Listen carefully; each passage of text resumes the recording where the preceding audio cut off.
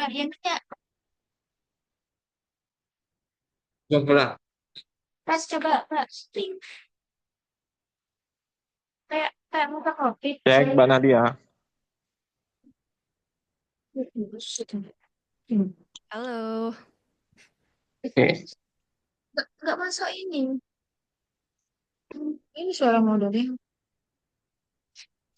Sebentar nih Mbak, audionya masih ini nyambungkan. Mbak Nadia, kalau suaranya pakai mic, apakah bisa terdengar? kedengar kedengar, Tapi aman. suara Mbaknya masih belum masuk ke sound. Suaraku kedengeran nggak? Nggak usah mic, coba kita lanjut mic. Ini loh Mbak, mungkin Mbak Nin, Mbak Nin, halo. Ini kan speaker, ini laptop, mungkin ini. Coba coba. Mbak boleh cek suara terlebih dahulu. Halo, kedengeran nggak suaranya?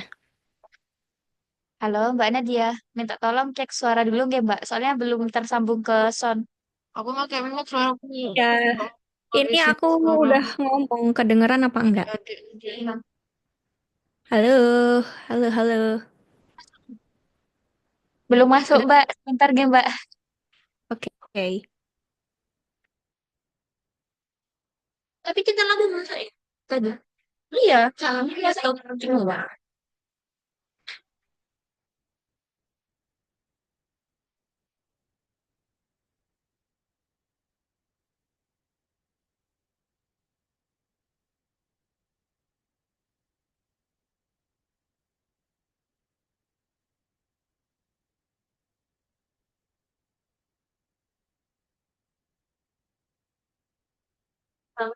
Pak, ya, yang di dapur. Kemana saya ada mana? Sudah. Tadi YouTube kan masuk ya? Siap bang. YouTube.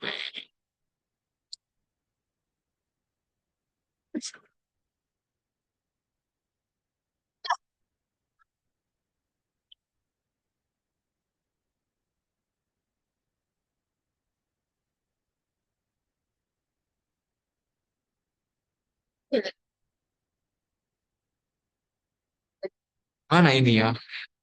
Oh ya YouTube. Enggak. Mana Mbak? Mana Mbak? Depan. Yang mana?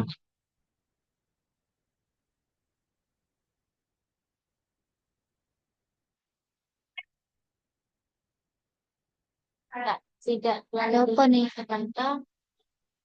Gitu. Monster Mbak, ada semua Mbak. Di segi kanan. Mana? Bawah, bawah. Tentang udah tadi itu media. Halo, Mbak, boleh cek suara?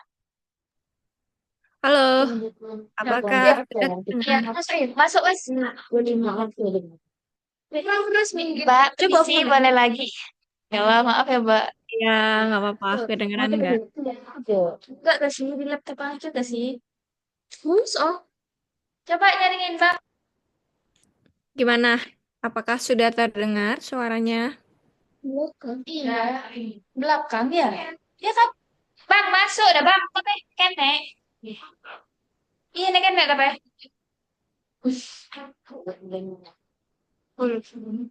Yang itu ya, suaranya dong.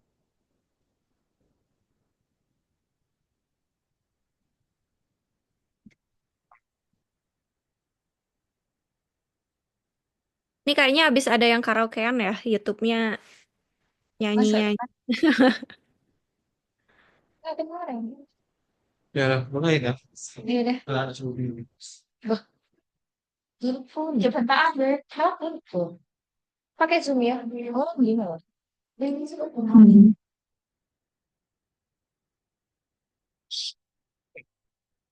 Mbak, kamu kalau ngeliat badan aku akan ngeliat badan. Um, Ya. Oke, Dek, dengerin ya. Soalnya pakai Zoom. Oke, baik, Mbak Nadia, izin saya mulai ya, Mbak ya. Oke, siap. Oke, baik, Bismillahirrahmanirrahim. Assalamualaikum warahmatullahi wabarakatuh. Waalaikumsalam. Selamat malam, sahabati. Saya harap sahabati masih semangat ya. Ini hari kedua kita. Sekarang materi keberapa? Kelima, iya. Tema materi pada malam hari ini yaitu sinergi Kopri dengan gerakan multisektor. Nah, gerakan Kopri Jadinya sendiri. sinergi Kopri atau psikologi perempuan? Psikologi. Iya, Kalau Mbak Nadia, Mbak Nadia, siapa yang bilang psikolog? Sinergi Kopri. Iya, iya. Yuk, sampaikan aja sendiri kopi. Mbak, panjenengan di sini materinya yaitu sinergi Kopri dengan gerakan multisektor. Di undangan pun begitu, Mbak. Oh, soalnya tadi Emmy siang tuh ngechat katanya eh, psikologi Aneh. perempuan. Makanya Oh, aku alah begitu. Berarti gini, Mbak, berarti ada miskom dari Eminya karena panjenengan kami taruh di sinergi Kopri dengan gerakan multisektor. Tapi nggak apa-apa kalau Mbak Nadia sudah mempersiapkan yang psikologi perempuan. Jadi materi kali ini kita ganti ya adik-adik ya. Jadi gerakan apa sinergi Kopri dengan gerakan multisektor tidak ada dulu. Kita mari dengarkan bersama materi pada malam hari ini yaitu psikologi perempuan yang akan dimatik oleh narasumber yang memang pakar di bidang psikologi karena Mbak Nadia ini izin saya memperkenalkan Mbak Nadia terlebih dahulu ya. Mbak Nadia ini nama lengkapnya yaitu Nadia Alfi Royhana. Beliau lahir di Blora 3 Maret 1996. Nah, Mbak Nadia ini memang em, majornya itu basicnya di bidang psikologi S1 dan S2-nya itu bidang psikologi. Yang pertama itu di S1-nya di Universitas Islam Negeri Sunan Gunung Jati, itu di Bandung. Dia orang Bandung ya Mbak Nadia ini kayaknya. Lalu S2-nya di Universitas Persada Indonesia. Nah, sama-sama mengambil bidang psikologi. Nah, karena ini temanya yaitu psikologi perempuan, kita akan belajar lebih banyak tentang psikologi perempuan. Entah apa yang akan sebentar lagi kita dapatkan ilmunya, mari kita dengarkan bersama. Oke, terima kasih Mbak Nadia. Langsung saja saya kembalikan kepada Mbak Nadia. oke. eh tapi suaraku kedengar belum sekarang? Aman, Mbak? Aman. Aman, aman, aman. Oke. Video laptopnya suruh dihidupin sama. Bismillahirrahmanirrahim. Assalamualaikum warahmatullahi wabarakatuh. Selamat malam sahabat-sahabat semua. Eh, Pertama-tama mohon maaf saya belum bisa hadir secara langsung karena memang sebetulnya pengen banget karena aku cukup jarang ke Jawa Timur, khususnya di Probolinggo.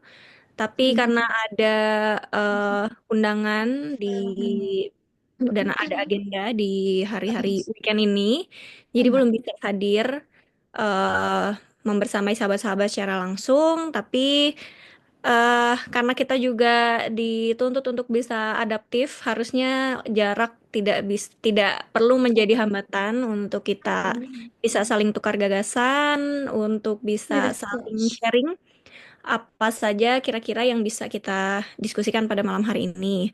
Nah, eh kemarin itu juga aku udah mempersiapkan sebenarnya mau diminta ngisi materi apapun siap-siap aja. Judulnya apapun insya Allah siap karena yang namanya kader Kopri itu harus bisa memahami semua, sebenarnya nggak semua sih, ya khususnya hal-hal yang memang dipelajari di kaderisasi formal di tingkatan di setiap tingkatan level kaderisasi formal Kopri. Nah, malam hari ini kita sesuai dengan arahan moderator tadi, kita akan membahas tentang psikologi perempuan. eh saya cukup tertarik dan cukup sering mengisi materi-materi SKK di Jawa Timur itu diminta untuk ngisi materi psikologi perempuan. Nah, saya cukup penasaran karena materi psikologi perempuan itu tidak ada di materi pokok SKK. Nah, ternyata memang ini adalah hasil dari kalau nggak salah Muspimda di Jawa Timur bahwa materi SKK itu ada tambahan materi khusus yaitu psikologi perempuan. Nah, kenapa sih kita harus mempelajari psikologi khususnya pada perempuan? Karena biasanya kita cukup concern dan aware terhadap apa ya, kesehatan kita secara fisik, tapi kesehatan secara psikis itu nggak terlalu difahami, nggak terlalu digali lebih dalam lagi karena mungkin hal-hal yang berkaitan dengan psikis itu nggak kelihatan kalaupun sakit. Karena kalau sakit fisik kan mungkin lecetnya kelihatan, kalaupun nggak kelihatan di ronsen juga masih bisa dicari masalahnya itu ada di mana gitu. Sedangkan kalau masalahnya ada di psikis manusia itu cukup sulit difahami gitu. Nah, eh pertama-tama kita akan membahas sebenarnya psikologi itu apa sih? Eh, bentar, ini teman-teman ada berapa pesertanya? Ada 15 orang nggak? 15. Dari mana aja selain Probolinggo? Kebetulan internal semua karena eksternal kami terkendala. Oh ya, In- oke, siap. eh Balik lagi, psikologi itu apa sih? Psikologi itu berasal dari dua kata, psike dan juga logos. Psike sendiri itu berkaitan dengan jiwa, sedangkan logos itu adalah ilmu, keilmuan gitu. Jadi secara ya, psikologi ini adalah ilmu yang mempelajari tentang jiwa manusia. Tapi beberapa ahli itu memberikan pengertian bahwa psikologi itu adalah ilmu yang berkaitan dengan tingkah laku dan juga proses mental manusia gitu. Nah, apa bedanya psikologi dan psikolog? Psikologi itu adalah keilmuan yang membahas tadi tingkah laku dan proses mental manusia, sedangkan psikolog itu adalah ahli yang mempelajari ilmu psikologi gitu. Jadi pasti kalian nggak asing lah mendengar istilah psikologi dan juga psikolog, karena rata-rata anak-anak milenial dan juga Gen Z itu cenderung lebih aware terhadap isu-isu mental health gitu. Next lagi slide-nya.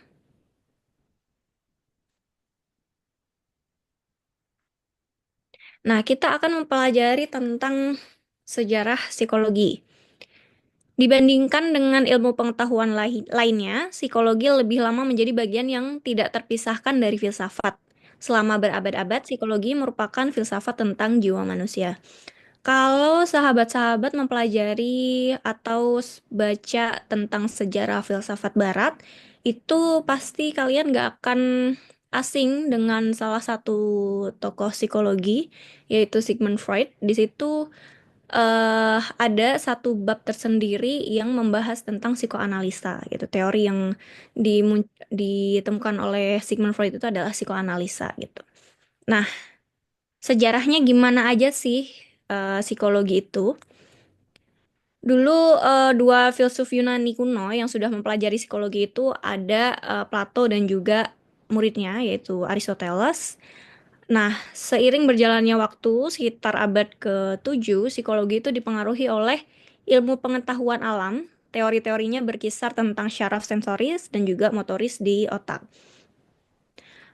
eh Seiring berjalannya waktu lagi, di abad ke-19, psikologi ini menjadi ilmu yang berdiri sendiri, terpisah dari ilmu lainnya yang ditandai oleh berdirinya laboratorium pertama di Leipzig, Jerman pada tahun 1879 oleh Wilhelm Wundt.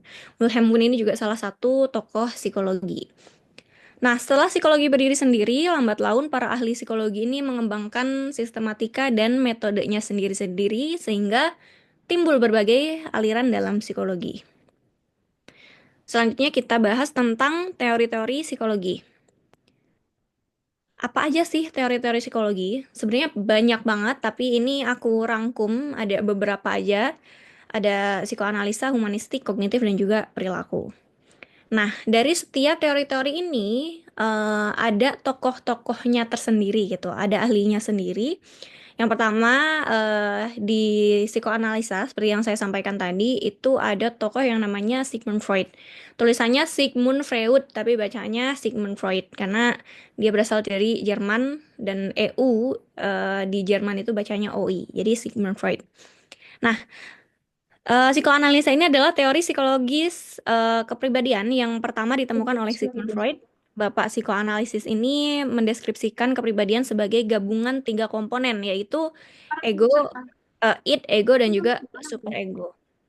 Apa sih id, ego, dan superego itu? Ya udah orang peserta aja. Eh, Sebenarnya enaknya sih aku ambil gambar-gambar, tapi karena agak sulit, jadi eh, aku menjelaskan gini.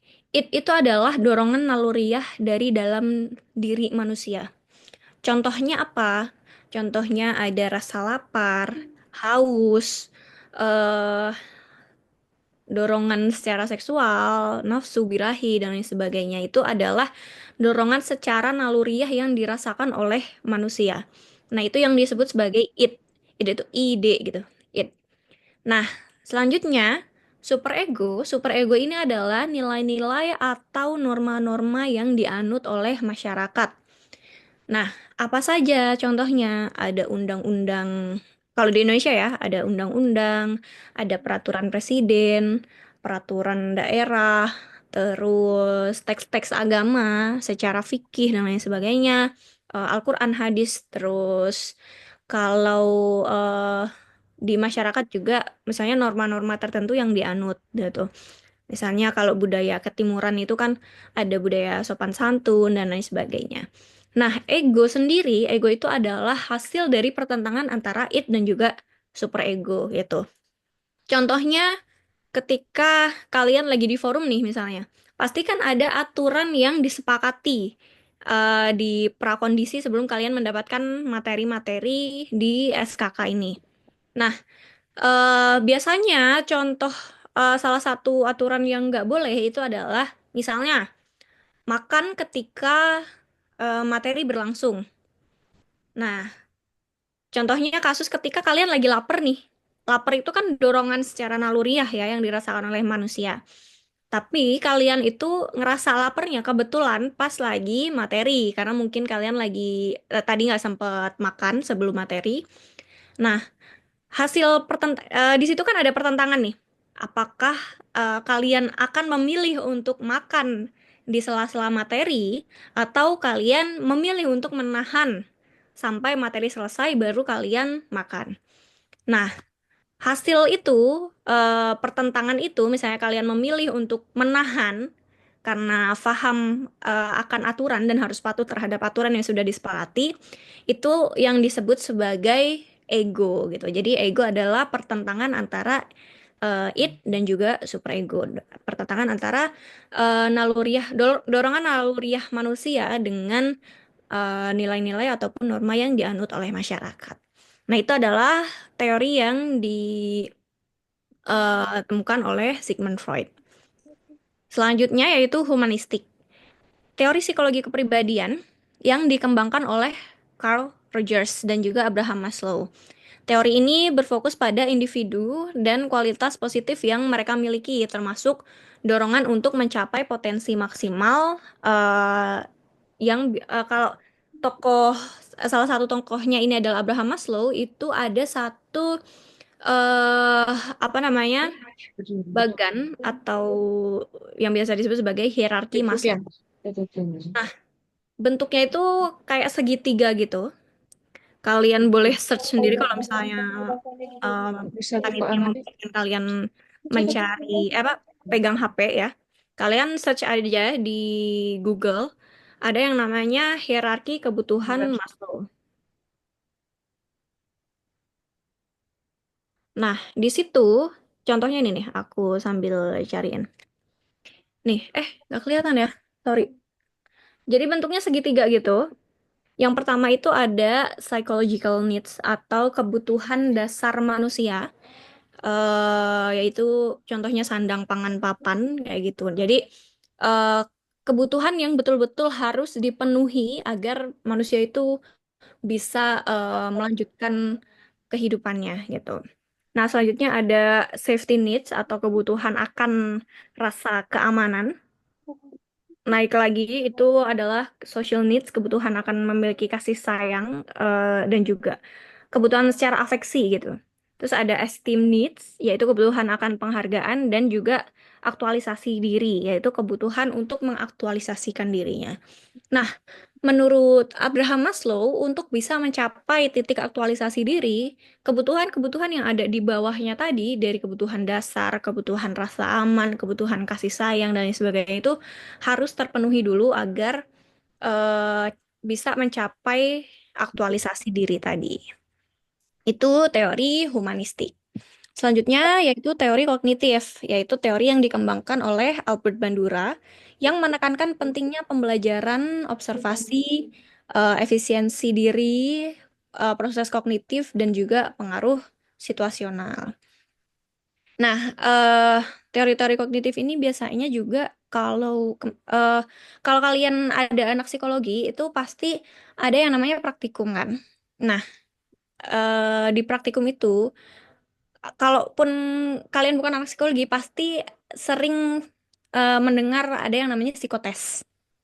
Nah, dari situlah kita bisa melihat sejauh mana tingkat kognisi manusia berdasarkan dengan skala yang sudah dibuat gitu. Nah, eh banyak banget sih sebenarnya tes-tesnya itu. Jadi kalau kalian memahami psikolog atau ilmu psikologi sendiri, itu jangan harap bahwa kalau kita apa ya, kalian lagi ngadepin psikolog nih, jangan harap psikolog itu langsung tahu kepribadian kalian itu kayak gimana, karena psikolog itu kan bukan cenayang ya.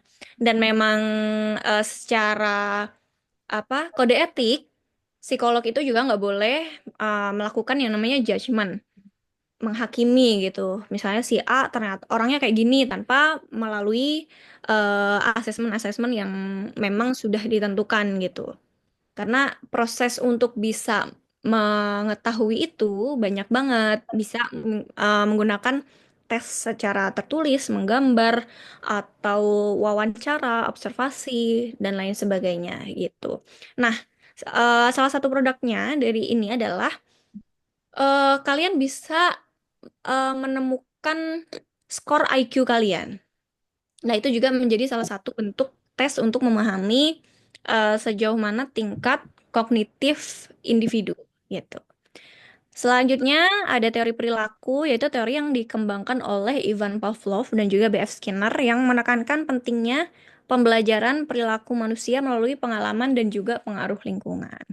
Jadi di psikologi itu kita memahami bahwa karakter manusia bisa terbentuk sampai saat ini, karakter kalian bisa terbentuk sampai saat ini itu faktornya ada dua gitu. Yang pertama adalah faktor nature. Nature ini adalah faktor lahiriah kalian yang memang itu sudah given dari genetis, misalnya orang tua kalian seperti apa dan lain sebagainya. Terus yang kedua itu adalah nurture. Nurture ini adalah faktor yang dipengaruhi oleh lingkungan sekitar sehingga bisa membentuk diri kalian saat ini. Gitu. Nah, selanjutnya kita masuk ke psikologi klinis. Psikologi klinis ini merupakan salah satu bidang psikologi yang mencakup asesmen atau psikodiagnostik, penelitian, dan terapi bagi masalah-masalah psikologis, gangguan penyesuaian diri maupun perilaku abnormal. Nah, ini aku highlight ada dua isu yang biasanya sangat dekat dengan Gen Z ataupun millennials gitu ya. Ada kecemasan atau anxiety dan juga depresi. Apa sih bedanya kecemasan dengan depresi?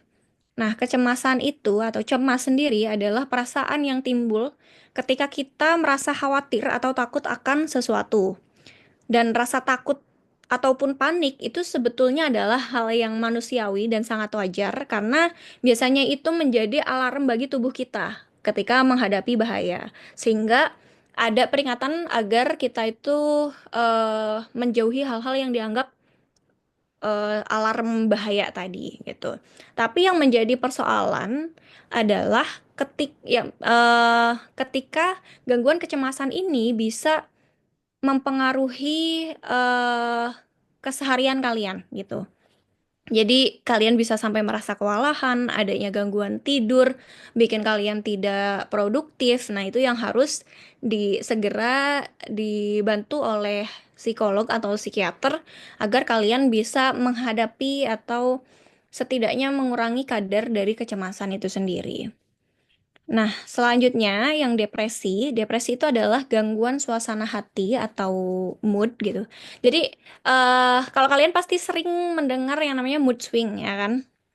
Tapi ketika kalian apa namanya menghadapi mood swing itu jangan langsung kalian mendiagnosa bahwa diri kalian itu depresi dan lain sebagainya. Misalnya nih, kalian lagi merasakan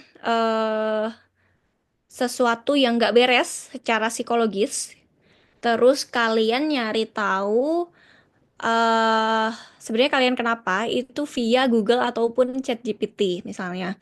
Nah, terus ternyata kok kebetulan apa yang kalian rasakan itu sama dengan apa yang ditulis di ChatGPT. Misalnya, kalian merasa cemas, nafsu makan berkurang, terus sering begadang, tidak bisa fokus, dan lain sebagainya. Oh, ternyata aku sesuai nih sama ciri-ciri depresi, misalnya. Aku sering mood swing, kayak gitu.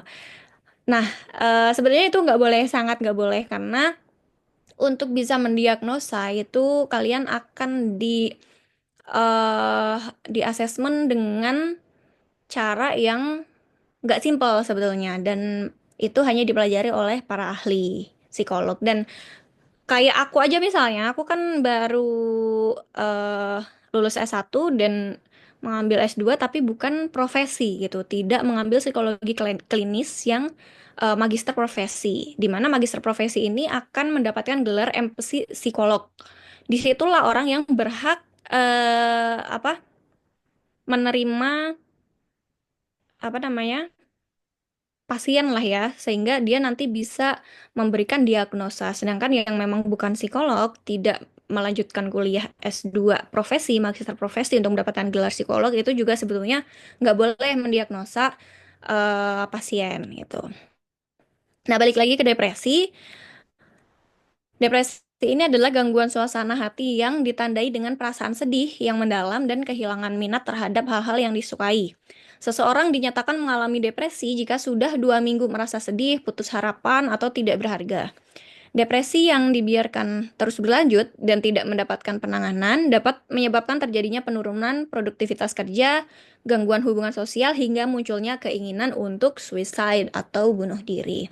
Nah, ini menjadi concern kita semua karena di Jawa Tengah khususnya dan juga Jawa Timur itu angka bunuh diri terhadap anak muda itu cukup tinggi. Dan ternyata penyebabnya itu nggak simple ya, penyebabnya kompleks sekali, macam-macam. Tapi memang penyebabnya itu adalah depresi. Nah, bedanya depresi dan kecemasan itu apa sih? Salah satu perbedaannya itu adalah kalau depresi ada perasaan ingin menyakiti diri sendiri gitu.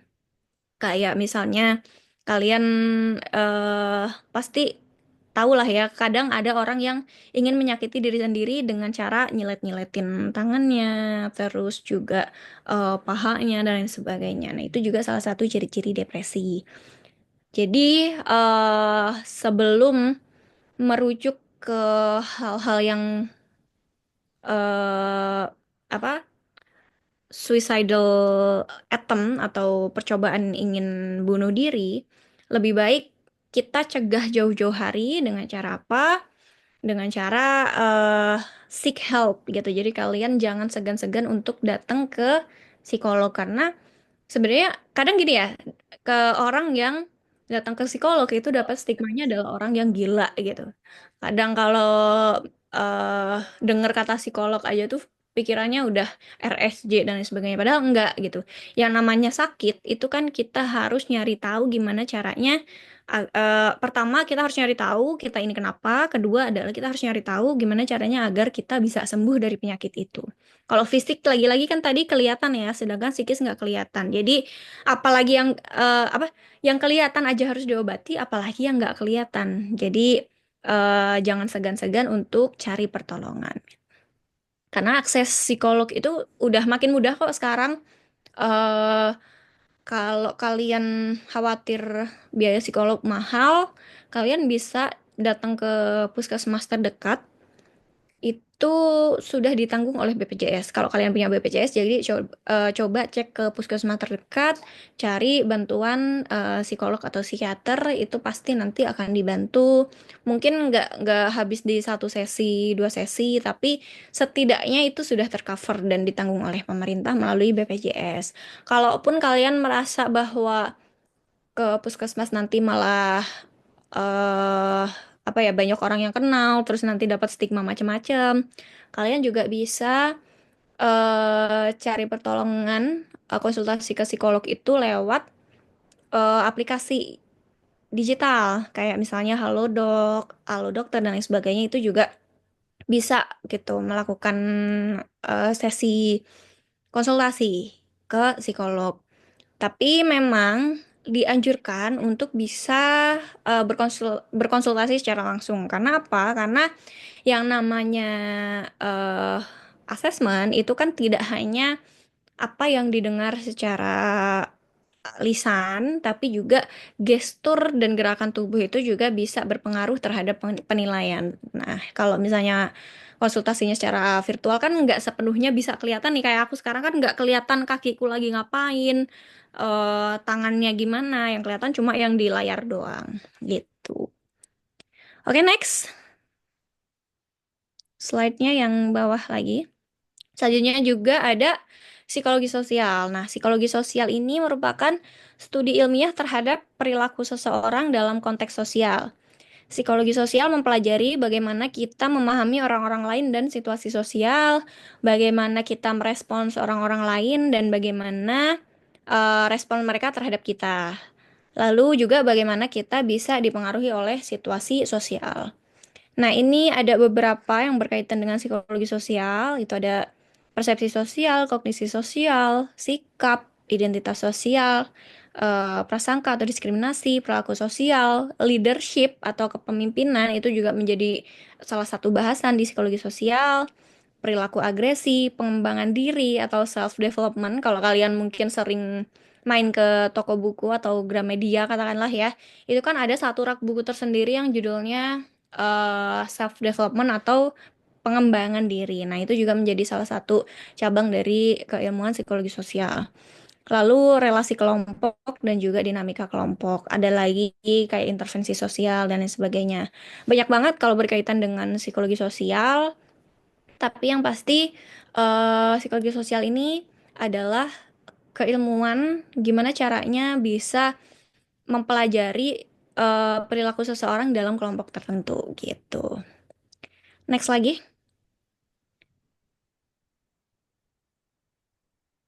Nah, selanjutnya kita masuk nih ke psikologi perempuan. Tadi kan udah tahu psikologi itu apa sih? Psikologi itu adalah ilmu yang mempelajari tentang tingkah laku dan proses mental manusia. Nah, psikologi perempuan itu apa? Psikologi perempuan ini merupakan suatu studi yang mencakup semua permasalahan psikologis yang berkaitan dengan perempuan dan juga pengalamannya. Next, kalau kita waktu mapaba di materi studi gender itu pasti dijelaskan ya, bentuk-bentuk ketidakadilan gender itu apa aja sih? Ada 5 kan, ada stereotip, subordinasi, beban ganda, marginalisasi, dan juga kekerasan.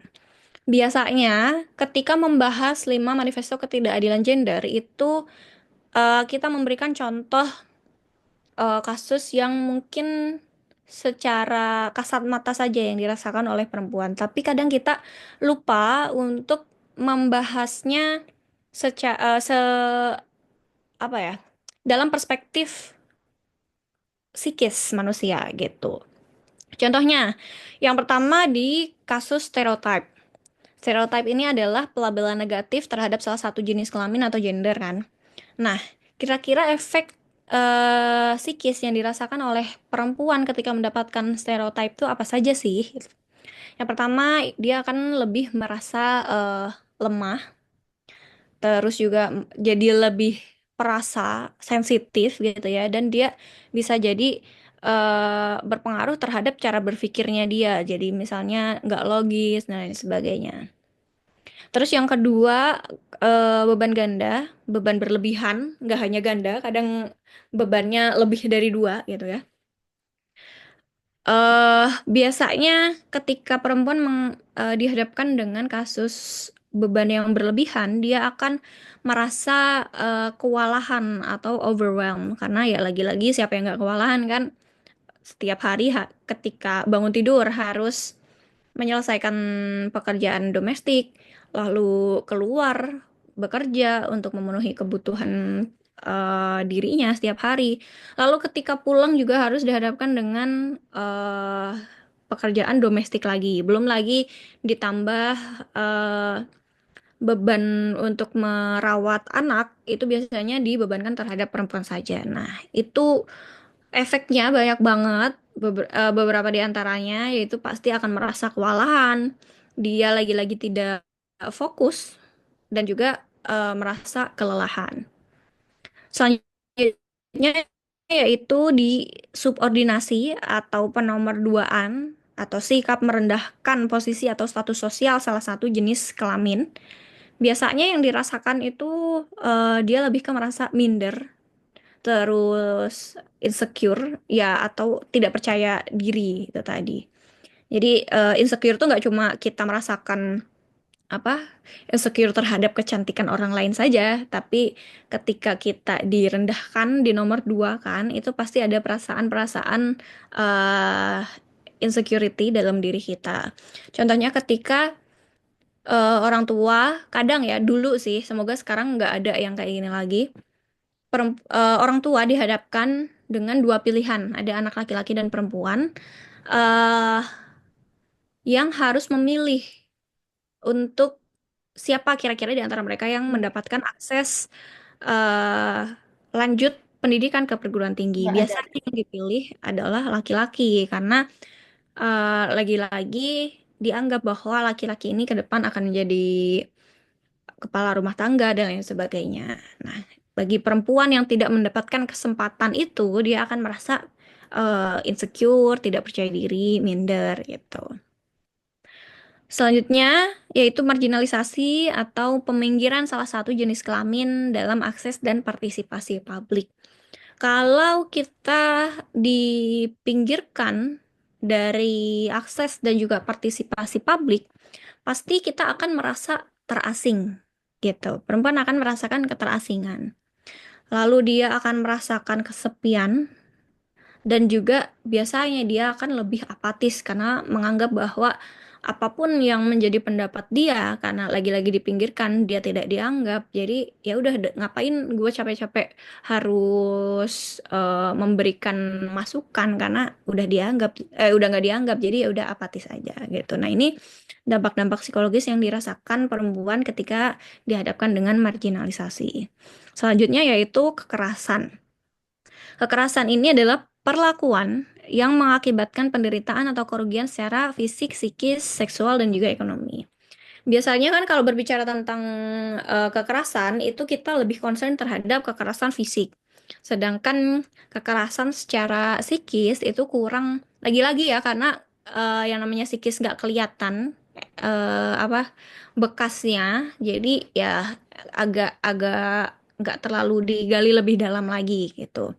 Contoh kasusnya apa sih? Contohnya kemarin kan kita dihadapkan dengan di akhir tahun dihadapkan dengan isu-isu ada 3 Agus ya kan. Salah satunya adalah Agus Buntung. Nah, cara dari Agus Buntung bisa mengelabui korban-korbannya yang ternyata sangat banyak itu adalah dengan cara memanipulasi. Nah, manipulasinya itu dengan cara apa? Dengan cara dia seolah-olah apa ingin apa ya? Dia gini, menawarkan tempat yang aman untuk seseorang bercerita akan dosa di masa lalunya, ala-ala pastor gitu pengakuan dosa. Nah, nanti eh, setelah dia melakukan pengakuan dosa, dosa-dosa yang disampaikan oleh si perempuan ini dijadikan senjata secara psikis oleh si Agus Buntung untuk bisa mendapatkan tujuan si Agus Buntung ini yaitu melakukan kekerasan seksual terhadap perempuan, terhadap korbannya gitu. Nah, kadang hal-hal manipulatif seperti ini tidak terlalu dianggap kekerasan gitu karena nggak kelihatan lagi-lagi ya. Sedangkan kekerasan fisik kan mungkin kita bisa cek di visum dan lain sebagainya. Terus juga kalau selain kasus Agus Buntung, contohnya kalian lagi ada terjebak di dalam toxic toxic relationship gitu, hubungan yang sangat toksik. Nah, kalian tahu nggak kalau hubungan yang toksik itu pasti ada siklusnya, ada polanya. Yang pertama kalian akan diberikan apa ya? Seolah-olah dia itu berjuang mati-matian buat kalian, tapi ketika ada di satu titik di mana kalian misalnya melakukan kesalahan ataupun kalian tidak melakukan kesalahan, tapi apa yang kalian lakukan ini tidak sesuai dengan keinginan si pacar yang toksik ini, kalian akan mendapatkan perlakuan yang cukup menyiksa, entah itu secara psikis ataupun secara fisik.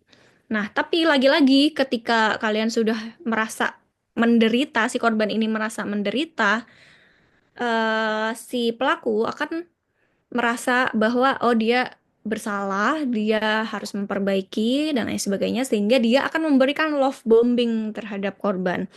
Setelah itu mungkin akan mempengaruhi korban akan eh, memberikan kesempatan lagi, memaafkan, dan percaya bahwa pelaku tidak akan mengulangi. Nah, itu terjadi terus-terusan siklusnya, polanya, sehingga kadang itu yang membuat korban yang menjadi apa yang selama ini hidup dalam relasi yang toksik itu nggak bisa keluar karena lagi-lagi ya gitu polanya terus berulang, diyakinkan bahwa pelaku akan berubah dan si apa korbannya merasa percaya bahwa pelaku nanti suatu saat akan berubah gitu. Nah, efek dari kekerasan ini biasanya secara psikis itu ada trauma, depresi, dan juga bahkan ada gangguan-gangguan mental lainnya. Gitu. Next lagi.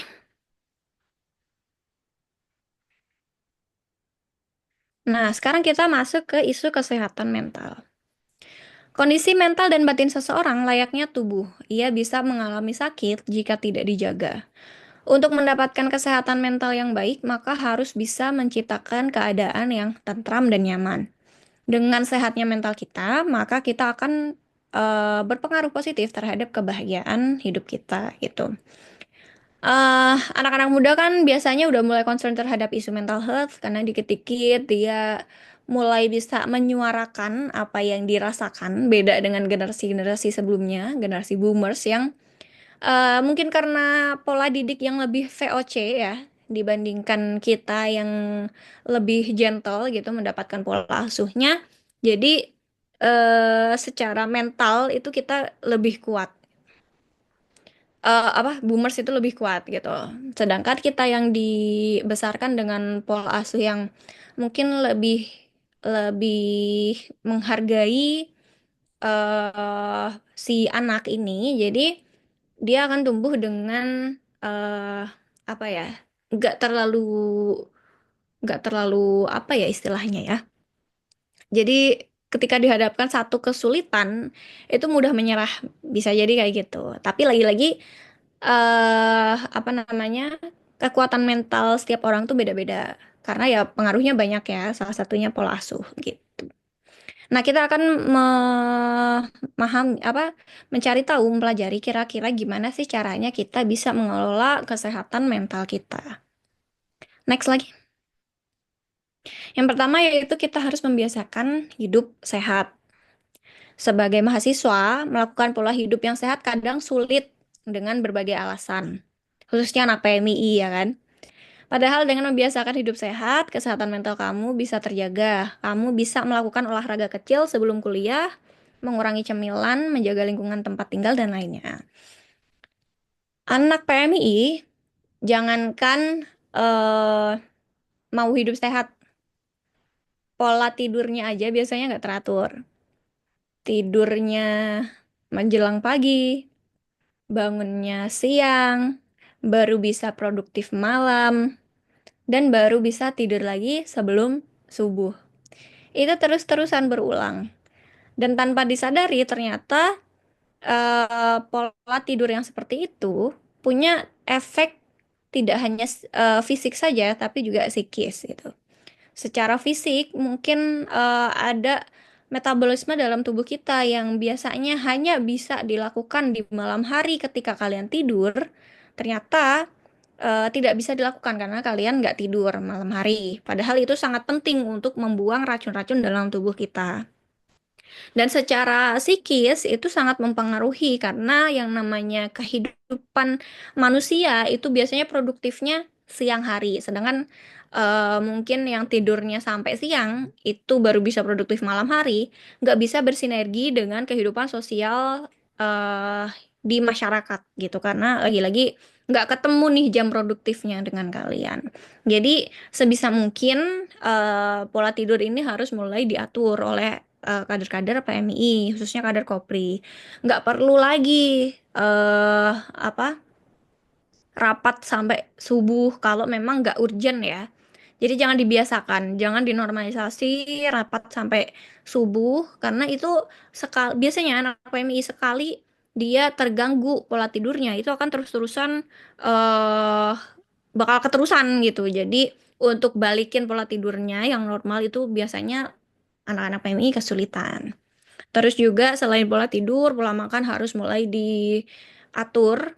Apalagi pemerintah juga sudah mulai mengkampanyekan makan bergizi ya, dengan gizi yang seimbang. Jadi kalian juga harus mulai bisa mempelajari nih kira-kira asupan makanan manusia sehari itu kira-kira apa aja sih, sejauh mana misalnya porsi karbohidratnya berapa persen, terus proteinnya berapa persen, seratnya berapa persen, sehingga bisa memenuhi kebutuhan asupan kalori dalam tubuh kalian setiap harinya.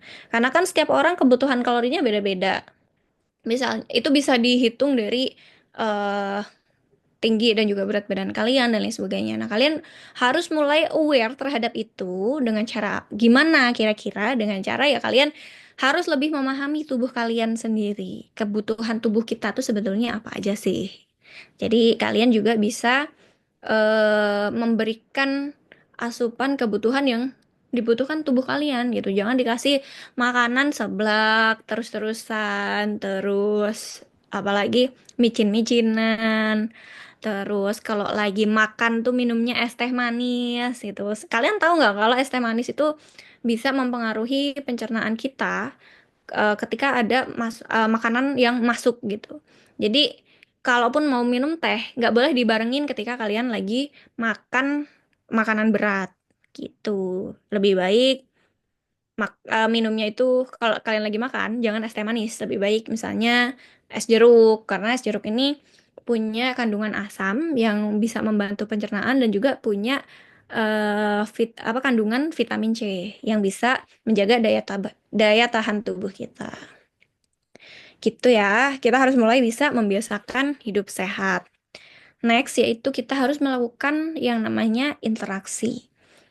Jangan jadikan kesibukan kuliah sebagai alasan untuk tidak berinteraksi dengan orang lain. Bergaulah dengan teman-teman yang membawa dampak positif, bukan hanya untuk belajar, tapi juga untuk menikmati hidupmu selama masa-masa kuliah. Jadi, mumpung kalian masih jadi mahasiswa yang eh, kehidupan bersosialnya itu intensitasnya cukup tinggi, manfaatkan. Karena kadang kalian kalau udah kerja nih, apalagi kerjanya kantoran, itu jangankan bisa nongkrong, kalian kadang keluar dari kantor aja jamnya biasanya nggak tepat waktu. Kalaupun pulang kerja biasanya lebih memilih tidur karena udah capek seharian gitu. Jadi lebih baik manfaatkan, lakukan interaksi dengan teman-teman kalian. Terus juga jangan segan-segan untuk curhat atau menyampaikan perasaan yang lagi dirasakan oleh kalian tuh gimana gitu. Karena secara psikologis manusia ketika merasakan satu emosi dan itu tidak diluapkan sebagaimana mestinya, emosi itu akan terrepress dalam ambang bawah sadar kita dan suatu saat itu bisa meledak kalau udah benar-benar ketumpuk dan ada triggernya. Jadi daripada kalian nge-repress emosi dan suatu saat nanti malah bakal bikin konslet tubuh kita gitu. Jadi lebih baik kalian sampaikan apa yang kalian rasakan gitu. Kalaupun lagi sedih, nangis nggak apa-apa, asal jangan keterusan. Kalau lagi marah, marah aja nggak apa-apa, tapi jangan sampai marahnya itu menyakiti orang lain atau bahkan menyakiti diri sendiri. Terus kalau kalian merasa ya semua emosi itu diluapkan dengan cara-cara yang memang masih terkontrol gitu. Kalau kalian merasa bahwa aku tuh nggak paham nih kira-kira aku tuh lagi merasakan apa sih gitu. Nah, sal eh, salah satu caranya itu adalah kalian dengan cara journaling atau nulis. Nulis apapun yang kalian lagi rasakan, apapun yang ada dalam isi kepala kalian, tulis aja pokoknya. Itu bisa menjadi terapi untuk memahami kira-kira apa sih emosi yang lagi dirasakan gitu. Jadi jangan lupa lakukan interaksi dan jangan ini, jangan sungkan untuk negur, bukan negur ya, untuk menawarkan diri bagi temen yang memang kayaknya nih lagi butuh tempat untuk curhat gitu. Karena kadang ketika kita lagi merasakan satu perasaan atau emosi, itu kan butuh ruang untuk bisa menumpahkan apa yang dirasakan gitu. Nah, kalian cobalah menawarkan diri untuk bisa menjadi teman yang mendengar atau bahkan bisa memberikan solusi. Nah, kalian juga jangan sungkan-sungkan untuk menanyakan, kamu mau didengar aja atau mau diberikan opsi untuk menyelesaikan masalahmu, misalnya. Jadi, apa yang kalian, respon yang kalian sampaikan itu sesuai dengan apa yang diinginkan oleh orang yang lagi menghadapi kesulitan secara emosi gitu. Next lagi, jangan lupa istirahat. Ini seperti yang aku sampaikan tadi, tidurnya jangan sampai eh pola tidurnya harus mulai diperbaiki. Kalau kalian memang tidurnya udah mulai jam tidurnya mulai amburadul gitu. Karena sehebat apapun dirimu tanpa istirahat yang baik, maka bukan hanya kesehatan tubuh yang terganggu, tapi kesehatan mentalmu juga. Next lagi, penanganan diri. It's okay not to be okay. Nggak apa-apa kok kalau kalian merasa nggak lagi nggak baik-baik aja, karena itu wajar. Apapun emosi yang kalian rasakan, semuanya itu valid. Jadi jangan merasa bahwa you'll get through this alone, bahwa kalian akan menghadapinya sendirian gitu, karena pasti selalu ada ruang di mana kalian bisa menumpahkan perasaan kalian, di mana kalian bisa menyampaikan apapun yang kalian rasakan di ruang-ruang yang menurut kalian itu aman gitu. Nah, gimana sih caranya kalau kamu atau di orang di sekitarmu mentalnya sedang nggak sehat? Kamu bisa melakukan beberapa bantuan berikut ini. Yang pertama yaitu ajak temanmu untuk ngobrol. Karena gimana kita bisa memahami perasaan mereka kalau enggak diajak ngobrol gitu. Jangan segan-segan ngajak temanmu ngobrol. Kamu lagi kenapa? Kamu apa yang kamu rasakan? Apa kesulitan kesulitan yang kamu hadapi? Curhat yuk ke aku. Aku bisa kok jadi temen eh bisa jadi tong sampah buat kamu untuk menampung semua emosi yang kamu rasakan. Aku bisa menjadi ruang aman untuk kamu menyampaikan hal-hal yang mungkin nggak bisa kamu sampaikan ke orang lain, misalnya. Terus juga, kalau perasaanmu atau mentalmu lagi nggak baik-baik aja, biasanya, kadang gini, kalian pasti nggak asing dengan kata-kata quarter life crisis gitu. Quarter life crisis ini adalah perasaan yang biasanya dirasakan oleh orang di mid 20s atau di usia 25 tahunan, pertengahan 20-an, yang fasenya itu biasanya kita udah lulus kuliah, terus biasanya nggak tahu harus ngapain pasca lulus. Kerjaan juga mungkin sulit cari kerjaan saat ini. Terus kalian merasa kebingungan, nggak tahu arah hidup harus kemana nih, hidup gue mau dibawa kemana gitu. Jadi perasaan-perasaan seperti itu yang dirasakan oleh orang-orang di usia 20 tahunan yang biasa disebut sebagai quarter life crisis. Nah, cara menanganinya kira-kira gimana sih?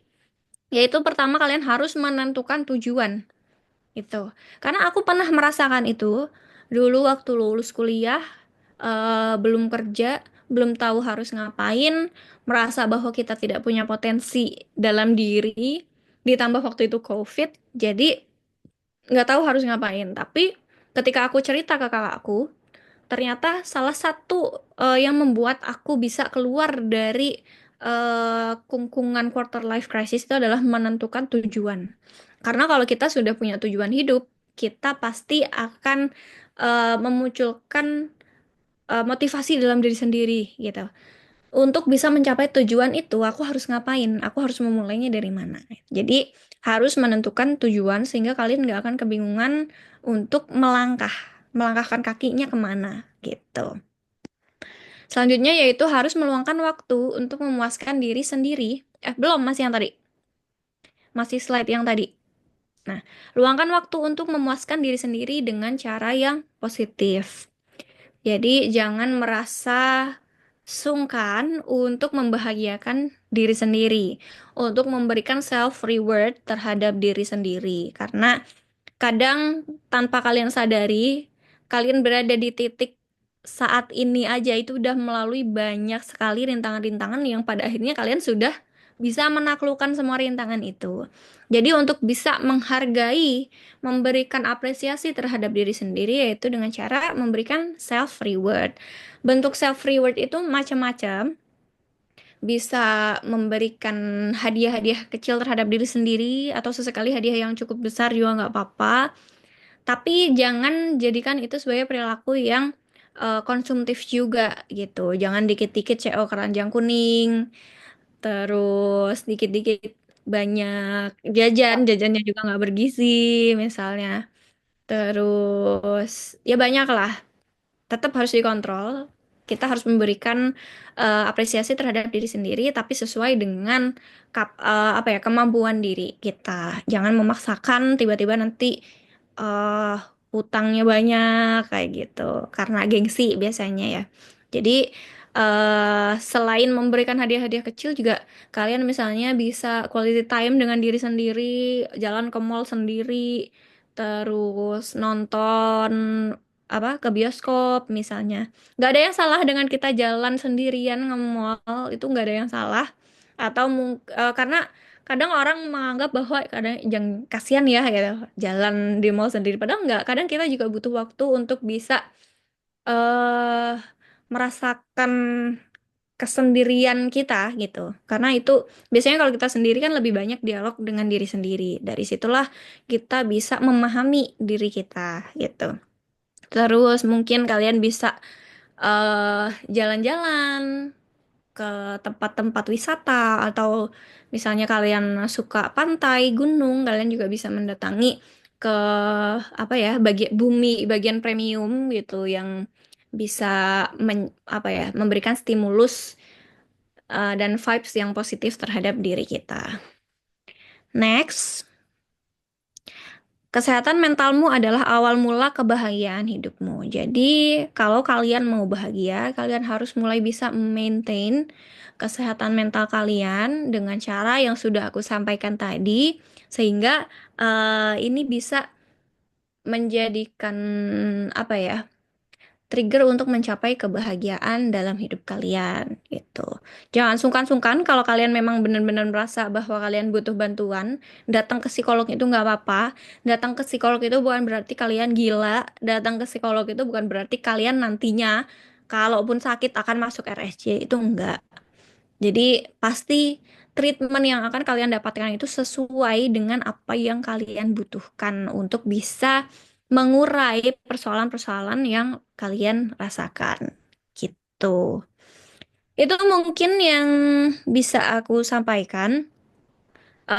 Sisanya kita bisa sharing-sharing aja. Kalau mau curhat-curhat juga boleh. Tapi tipis-tipis karena lagi-lagi aku bukan psikolog. Aku ini adalah eh, anak yang berkuliah di jurusan psikologi, tapi memang belum mengambil magister profesi untuk bisa mendapatkan gelar psikolog. Jadi keilmuanku memang bekal-bekal keilmuan psikologi secara umum saja yang didapatkan di tingkatan S1. Gitu ya, sahabat-sahabat. Selanjutnya saya kembalikan lagi ke moderator. Oke, terima kasih banyak Mbak Nadia atas ilmu yang belum kita pernah dapatkan sebelumnya ya, sahabat-sahabati. Nah, di forum kali ini kita berkesempatan mendapatkan ilmu langsung dari Teh Nadia. Panggilannya Teteh karena orang Bandung. Oke, langsung saja. Em, bagi sahabat-sahabati yang ingin bertanya, saya batasi dua penanya terlebih dahulu. Lalu kalau masih ada waktu kita lanjut. Oke, langsung saja. Bisa ke sini, Dek. Mental health, mental health. Oke, bagi yang mau curhat mental health atau keluhan-keluhan toksik itu bisa langsung ke Tena dia. Sini, sini, Boleh. di sini. Ngomong di sini. Ngomong di speakernya. Halo, Assalamualaikum Kak. Caringin ya. Yang mana? Suaranya kedengeran udah, Teh. Dengeran, tapi wajahnya nggak kelihatan. Oh, Oke, gak usah on-cam. nggak bisa cancelnya. Oh ya, nggak apa-apa. Eh, Perkenalkan Kak, nama saya Sofia dari eh, perwakilan komisariat. Jangan, Nggak apa-apa, sini, sini, sini. Oh, nggak apa-apa, nggak apa-apa. aku nggak bisa. Oke, oke. Ayo. Ayo, Ngomong. jangan. Saya perwakilan delegasi dari Komisariat Universitas Nurjadi. Jadi saya ingin bertanya, di sini kan berbicara tentang masalah psikologi dan psikolog. Yang mana yang saya pahami tadi juga udah di ini ya, disingkap sedikit tentang kalau kita ke psikolog itu banyak stigma yang mengatakan kalau pasti orang itu gila gitu ya. Nah, saya bertanya gini, makanya saya tuh juga ini ya, kayak kena stigma itu kayak takut kalau ke psikolog gitu. Sedangkan saya sebenarnya saya pengen nanya solusinya aja sih. Soalnya otaknya saya ada pemikirannya saya dengan apa yang saya ucapkan itu lebih dulu otaknya saya berpikir. Jadi lebih cepat otaknya saya kayak gitu. Jadi saya selalu sering berpikiran kayak negatif terus kayak gitu. Maksudnya kayak ketika saya berpikiran orang itu sehat, tapi saya nggak deh, gimana ya gitu itu. Jadi mungkin di situ ada solusi gitu. Gimana caranya sekiranya kak pemikirannya saya itu tidak ke negatif terus, sedangkan saya sudah berusaha kayak dialihkan dengan nulis, terus baca buku, terus juga dengerin curhatan teman-teman kayak gitu. Dan saya juga sudah menerapkan kayak bercerita kepada teman-teman, tapi pikiran saya itu tetap aja negatif aja kayak gitu. Nah, itu mungkin ada solusi gimana caranya sekiranya pikirannya saya ini tidak jalan terlalu cepat kayak gitu. Contoh pikiran Ya, negatif itu kayak gimana? kayak contoh kayak gini, ketika ada saudaranya saya sakit, pasti saya berpikiran takut meninggal ini dan sebagainya, kan kayak gimana gitu. Sedangkan ada yang mengatakan em, keyakinan apa? Pikirkan akan menjadi Yang kamu pikirkan itu akan menjadi kenyataan. Makanya itu yang saya kayak gimana ini caranya gitu. Sedangkan saya nyari psikolog gak ketemu. sudah cukup. Iya. Oke, oke Masa Mbak di Nadia. sana nggak ada psikolog satupun? Masih minim, Minim. masih minim teh. Jadi psikolog di sini masih belum ada. Doakan mungkin dari kader-kader Kopri yang ada di Probolinggo ini ada yang bisa jadi psikolog nanti. Amin, amin, amin, amin. Amin. Oke, lanjut ya pertanyaan yang kedua. Sini deh. Ah, cepat lari, lari, lari. Langsung ngomong di sini. Udah Di iya, sini. iya. Iya, nah nyungkir lah. Baik, halo Kak. Halo, namanya siapa? Ini kayak lagi kuis Ya, ya. perkenalkan nama saya Vela dari Komisariat Universitas Nurul Jadid. Karena dari tadi berbicara tentang psikologi, sebenarnya Kak ya, saya tuh pas semester kemarin sempat belajar tentang psikologi yang teorinya Sigmund Freud tentang ID, ego, dan superego. Tapi di sini saya lebih ingin bertanya tentang eh, ada yang menyebut itu penyakit. Di buku yang saya baca itu ada yang menyebut penyakit, ada yang bukan sebuah penyakit. Yang mana itu tentang frigiditas. Yang mana seorang perempuan itu sulit yang mengalami rangsangan seksual. Kayak gitu kan Kak, frigiditas. Nah, menurut Kakak, hal tersebut itu ada proses perkembangan apa yang menyebabkan perempuan itu mengalami hal seperti itu? Dan menurut Kakak, apakah frigiditas ini erat kaitannya dengan psikologi? Atau itu hanya sekedar gejala biasa, gejala tersendiri yang terjadi? Mungkin sekian dari saya, Kak. Terima kasih. Wassalamualaikum warahmatullahi wabarakatuh.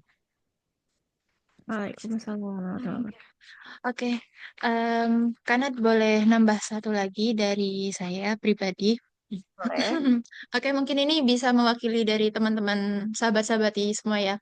Ini Kak, sebagai perempuan tentu perasaan kita itu yang lebih condong daripada logika kita. Nah, bagaimana cara kita menyikapi ketika kita berada di lingkungan yang toksik? Nah, sebenarnya kita ini sudah berusaha untuk bersikap positif, berperilaku positif, sudah melakukan hal-hal yang membuat mental kita itu sehat, istirahat yang cukup, makanan makanan yang bergizi, curhat dan lain sebagainya. Tapi kita berada di lingkungan yang itu benar-benar toksik yang berpengaruh terhadap mental kita. Karena gini Kak, ketika kita berada di satu lingkungan, kita udah menepis hal-hal negatif itu, tapi karena keseringan kita berada di lingkungan dan di lingkaran setan tersebut, akhirnya kita ke distract sama hal-hal tersebut. Itu bagaimana cara kita menangani apa ya pengaruh-pengaruh negatif dari lingkungan kita.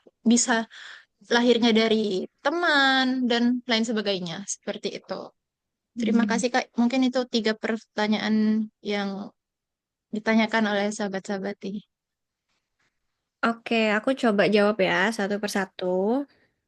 Yang pertama dari Sofia, kira-kira gimana sih untuk bisa menghadapi atau mengatasi eh, pikiran yang kadang mendahului apa yang akan menjadi kenyataan, atau yang biasa kita sebut sebagai asumsi ya, bahwa sebetulnya secara naluriah gitu, yang namanya otak itu pasti otomatis mikir yang namanya kemungkinan-kemungkinan yang akan terjadi gitu. Misalnya tadi ketika dihadapkan dengan saudara yang sakit, pasti ada kemungkinan-kemungkinan. Kemungkinannya ada dua, dia bisa sembuh atau mungkin bisa jadi dia akan meninggal gitu. Nah, kalau yang aku tangkap tadi dari Sofia itu lebih ke gimana caranya kita bisa keluar dari pikiran-pikiran negatif yang bahkan itu pun belum terjadi, bahkan apa ya, lebih ke asumsi tadi gitu. Ya, yang pasti kita harus bisa merasionalisasikan itu gitu. Bahwa yang namanya kemungkinan, lagi-lagi itu hanya kemungkinan, belum tentu kejadian. Misalnya kalian lagi ujian, kemungkinannya lulus dan juga nggak lulus, gitu kan?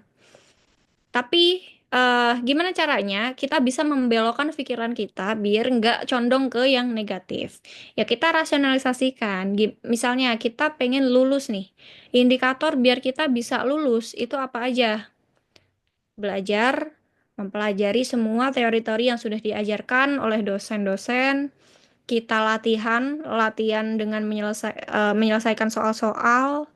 Dan selanjutnya mungkin juga bisa jadi kalian harus mempraktekkan dari ilmu yang kalian pelajari sehingga ada pengalaman secara empiris dari teori yang kalian pelajari dengan apa yang kalian praktekkan. Sehingga nanti itu bisa menjadi support kalian agar bisa lulus dari ujian yang akan dijalani gitu. Jadi ya balik lagi harus dirasionalisasikan, diobjektifikasi. Kira-kira eh dari dua kemungkinan itu gimana caranya biar kita lebih condong ke yang kemungkinan yang lebih baik tadi. Tapi yang harus difahami adalah bahwa semua yang terjadi itu tidak dari kuasa kita sendiri ya, tapi juga ada kuasa Tuhan di mana mungkin ketika tadi dihadapkan dengan kasus saudaranya lagi sakit, terus untuk bisa ikhtiar agar sembuh dengan cara harus berobat, mungkin dirawat di rumah sakit, terapi dan lain sebagainya, dan kali mungkin saudaranya sudah betul-betul ikhtiar untuk sembuh, tapi kenyataannya memang belum ditakdirkan untuk sembuh, itu ya karena memang sudah ketetapannya begitu. Tapi kan sebagai manusia ya kita harus tetap terus ikhtiar agar kita bisa mencapai satu kemungkinan yang terbaik yang kita inginkan. Jadi Sofia, kalau memang ada perasaan-perasaan atau pikiran, bukan perasaan ya, pikiran-pikiran yang negatif, coba dialihkan dengan merasionalisasikan tadi. Karena kan yang namanya kemungkinan pasti ada kemungkinan terbaik dan kemungkinan terburuk. Nah, kamu cari tahu untuk bisa mencapai ke kemungkinan terbaik itu dengan cara seperti apa. Kalau kamu masih merasa ragu-ragu, kamu mulai bisa konsultasi ke psikolog pun nggak apa-apa. Kalaupun memang di Probolinggo ini belum ada psikolog, kamu bisa akses psikolog secara digital. Itu biasanya nanti akan wawancara secara digital lewat aplikasi Halodoc. Halodoc itu ada setauku. Kamu tinggal melakukan payment aja. Kamu juga bisa milih psikolognya siapa. Di situ biasanya ada beberapa pilihan dan nanti kamu bisa berkonsultasi secara eh, online gitu. Itu jawaban dari pertanyaan untuk Sophia. Semoga menjawab. Kalau belum, nanti kita bisa diskusi lebih lanjut lagi. Yang kedua itu dari Vela ya, pernah mempelajari tentang tentang teori yang diajarkan oleh Sigmund Freud. Ada yang nyebut penyakit frigiditas gitu ya.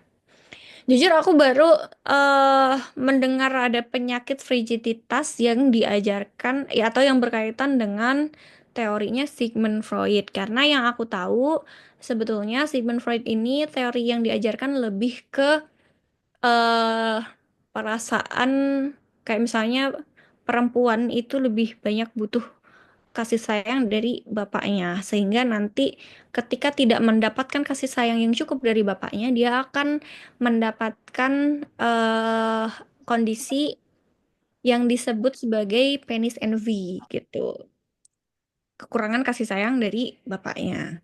Kalau frigiditas sendiri, aku betul-betul baru mendengar kalau itu berkaitan dengan teorinya Sigmund Freud gitu. Eh, Dan Sedikit ini Kak, meluruskan. Sebenarnya yang penyakit itu Kak, menurut saya tadi bukan dari Sigmund Freud. Yang dari Sigmund Freud itu yang ego, super ego, sama ID. Cuma oke. pertanyaan saya yang tentang penyakit itu, cuma bukan dari teorinya Sigmund Freud, tapi itu dari bukunya Karen Harney MD tentang psikologi feminin. Hmm, hmm, hmm, hmm. Iya, kalau berkaitan dengan eh hasrat seksual perempuan itu biasanya kalau tadi ya disebutkan sebagai perempuan ini ternyata cukup sulit mendapatkan rangsangan seksual atau mungkin adanya penurunan libido manusia itu biasanya lebih banyak faktor secara psikis. Kenapa perempuan merasakan yang namanya penurunan libido tadi? Mungkin karena penyebabnya banyak ya yang aku tahu. Ada menopause, terus juga mungkin ada penyakit-penyakit yang berkaitan dengan sistem reproduksinya perempuan. Tapi kalau memang secara psikis itu lebih ke apa ya? Pola pikir manusianya. Dan itu banyak banget. Biasanya yang pertama kalau dia itu punya fantasi yang tidak sesuai dengan apa yang dia hadapi ketika melakukan hubungan seksual. Terus mungkin bisa jadi karena dia konsumsi terlalu banyak blue film. Terus juga eh kalau mungkin belum ada rangsangan yang cukup karena yang namanya perempuan itu kan lagi-lagi dia harus apa ya butuh rangsangan yang lebih daripada laki-laki gitu ya untuk bisa berhubungan secara seksual. Tapi kalau detailnya berkaitan dengan frigiditas itu seperti apa, jujur aku sendiri belum memahami sedalam itu karena lagi-lagi aku pembelajarannya lebih ke psikologi umum dan lebih cenderung berkaitan dengan psikologi sosial. Jadi tidak terlalu banyak berhadapan dengan psikologi yang klinis, khususnya berkaitan dengan apa sistem kesehatan fisik manusia gitu, khususnya perempuan. Mungkin nanti bisa ditanyakan lebih lanjut kepada orang yang punya basic pendidikan secara medis ya. Jadi biar bisa dijelaskan lebih banyak berkaitan dengan frigiditas itu sendiri. Gitu, Vela. Terus tadi ada tambahan pertanyaan, yaitu eh, berkaitan dengan gimana caranya keluar dari lingkungan yang toksik. Nah, aku mau nanya balik nih, kira-kira yang dimaksud lingkungan toksik itu kayak gimana? Karena pasti banyak banget kan yang namanya toksik itu. Lingkungan toksik, lingkungan yang apa ya Mbak ya? Gimana ya ngejelasinnya susah, tapi dirasakan itu bisa Mbak. Jadi bisa dirasakan, tidak bisa dijelaskan. Misalnya nggak suportif gitu. Ah iya, tidak suportif, terus tidak ada woman support woman dan lain sebagainya seperti itu. Iya. eh Lagi-lagi kita harus mulai bisa cut off yang Langsung memang cut tidak off. benar. Kita itu jangan merasa takut untuk nge-cut off orang-orang yang memang lebih banyak pengaruh buruknya terhadap kita gitu. Kalau memang ini sudah ada di level yang nggak bisa ditoleransi lagi ya. Tapi kalau memang ternyata masih bisa ditolerir, kamu bisa memperingatkan dia dengan cara ya merasionalisasi tadi. Misalnya kamu ingin melakukan sesuatu nih, ingin berkarya, tapi lingkungan toksik ini nggak support ke kamu dan menganggap bahwa kamu nggak akan mungkin bisa mencapai apa yang kamu impikan, apa yang kamu cita-citakan gitu. Artinya kan dia malah ganduli gitu kan, nggak bisa jadi support system yang bisa mendorong atau nge-lift kamu biar kamu lebih cepat nyampe tujuan atau cita-cita yang memang kamu inginkan.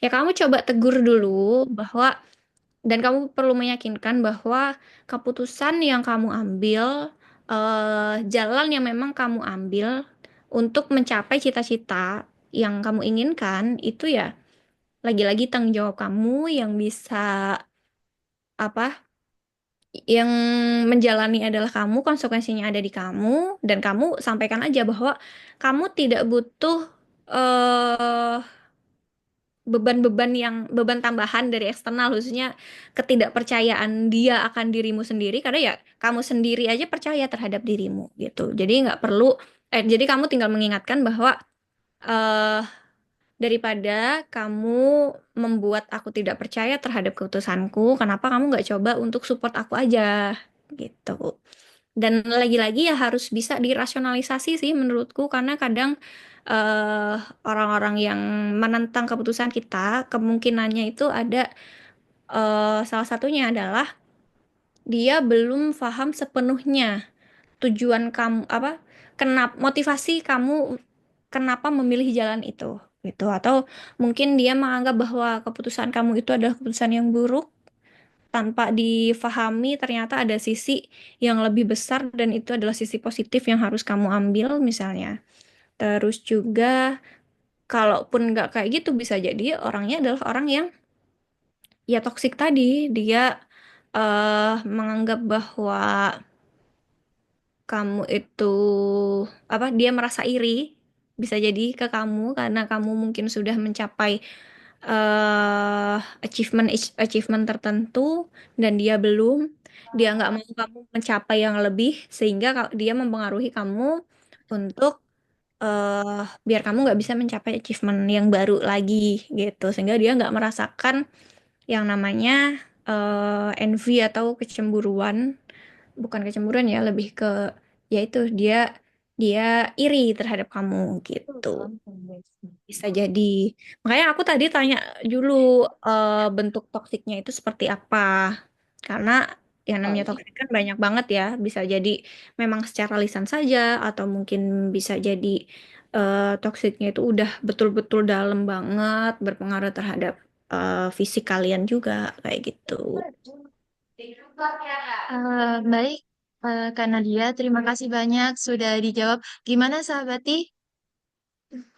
Sudah cukup? Cukup? Oke. Oke, terima kasih Kak Nadia. Jadi itu tips-tips dari Kak Nadia tadi. Misal kalian berada di lingkungan yang kurang mendukung, eh, bisa dimulai dari diri kalian sendiri. Kalau kalian sudah merasa lingkungan itu tidak baik, ya keputusan ada di tangan kalian. Bisa langsung di cut off atau bisa dibicarakan baik-baik. Kalau itu masih bisa seperti itu. Dan untuk jawaban dari sahabat di Sofia, em, kadang kita nggak bisa mengontrol, kita tidak bisa mengontrol pikiran-pikiran tersebut, eh, dan ada beberapa juga pikiran yang datangnya itu dari Tuhan tadi ya, ya mungkin kita bisa alihkan ke arah yang lebih positif aja nantinya seperti itu. Lalu dari sahabat Tivela sudah cukup jawabannya sahabat Tivela? Oke, cukup. Alhamdulillah malam ini sahabat-sahabati kita bisa menimba ilmu yang sangat bermanfaat untuk kita khususnya perempuan dalam menangani masalah-masalah apa ya batiniah kita, psikolog kita, mental kita seperti itu. Ya, jiwa kita supaya bisa lebih sehat dan kita bisa semisal sudah terlanjur terjerumus, kita bisa menangani hal tersebut dengan cara-cara yang disampaikan karena dia tadi di awal, menjaga kesehatan kita, istirahat yang cukup, interaksi, bercerita dengan teman dan lain sebagainya seperti itu. Em, Baik, karena dia mungkin itu saja ya sahabat-sahabati. Untuk forum ini saya tutup. Terima kasih. Wallahul muwaffiq ila aqwamit thoriq. Wassalamualaikum warahmatullahi wabarakatuh. Waduh. Um, Ya, i- ini sahabat-sahabat. karena dia untuk tidak off cam terlebih dahulu, mungkin bisa difoto virtual bersama sahabat-sahabati. Ya, Nanti boleh. akan kami kirimkan. Oke, sahabat-sahabati silahkan baris di sini nanti akan difoto ya. Hitung nanti ya. Soalnya aku nggak tahu. Em, sebentar, sebentar Mbak. Iya, sebentar, sebentar. Tete. Iya, eh karena dia dapat salam dari ini Kopri-Kopri Probolinggo, cantik banget. Bahasa Sundanya gelis ya, Kak. Iya, makasih. Iya, aku pengen banget sebenarnya ke Probolinggo, tapi karena waktunya belum ngepasin. Semoga next time bisa ke sana ya. Sebentar ya, Kak. Nanti saya instruksikan untuk berposenya. Ayo, Dek. Oke. Eh, ada yang di bawah juga, biar ininya kelihatan, nggak terlalu ke pinggir sini. Di bawah, Dek. Di bawah, Dek. Di bawah. Oke.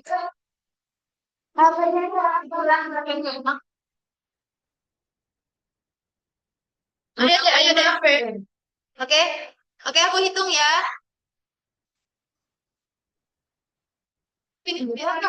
Pakai satu HP dulu dah, Dek. Oke. Eh, oke. Siap, Dek. Ayo, Dek. Ayo, Dek. Oke, Dek. Oke. Ayo kok. Satu, dua, tiga. Formal dulu. Tiga. Oke. Gerakan. Oke, oke, oke. Sik. Tiga. Oke, bebas, bebas. Terakhir bebas. Bebas, bebas. Satu, dua, tiga. Oke, terima kasih. Terima kasih, Makasih. Teteh. Terima kasih, Teteh. Makasih Oke, ya. Aku assalamualaikum. izin pamit. Assalamualaikum.